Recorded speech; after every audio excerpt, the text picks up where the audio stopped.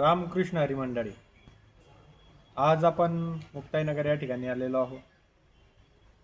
तापी पूर्णा नदी मुक्ताबाईचं दर्शन घेण्यासाठी.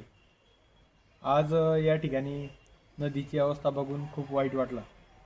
बाहेर ठिकाणी दुसऱ्या देशामध्ये आपण बघतो की नदीला माताही सुद्धा मानत नाही ते, पण त्या ठिकाणी नाला असो नदी असो किती स्वच्छ पद्धतीचं असते.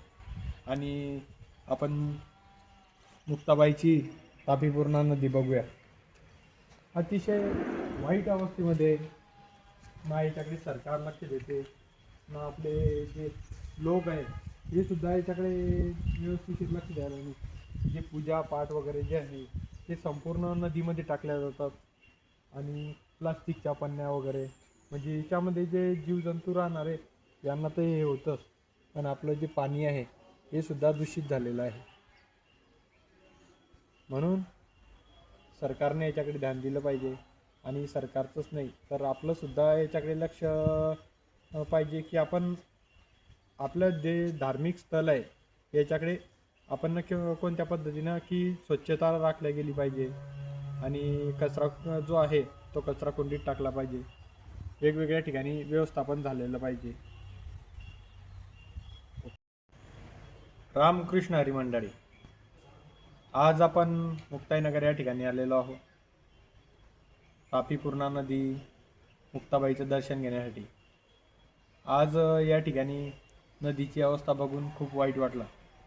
बाहेर ठिकाणी दुसऱ्या देशामध्ये आपण बघतो की नदीला माताही सुद्धा मानत नाही ते, पण त्या ठिकाणी नाला असो नदी असो किती स्वच्छ पद्धतीचं असते. आणि आपण मुक्ताबाईची तापी पूर्णा नदी बघूया. अतिशय वाईट अवस्थेमध्ये ना याच्याकडे सरकार लक्ष देते, ना आपले जे लोक आहेत हे सुद्धा याच्याकडे व्यवस्थित लक्ष द्यायला नाही. जे पूजा पाठ वगैरे जे आहे ते संपूर्ण नदीमध्ये टाकल्या जातात. आणि प्लास्टिकच्या पन्न्या वगैरे, म्हणजे याच्यामध्ये जे जीवजंतू राहणार आहे यांना तर हे होतंच, पण आपलं जे पाणी आहे हे सुद्धा दूषित झालेलं आहे. म्हणून सरकारने याच्याकडे ध्यान दिलं पाहिजे.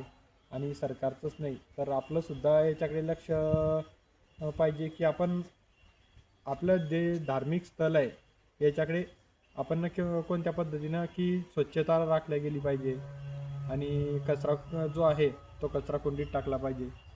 वेगवेगळ्या ठिकाणी व्यवस्थापन झालेलं पाहिजे. ओके, एक मिनिट स्टॉप.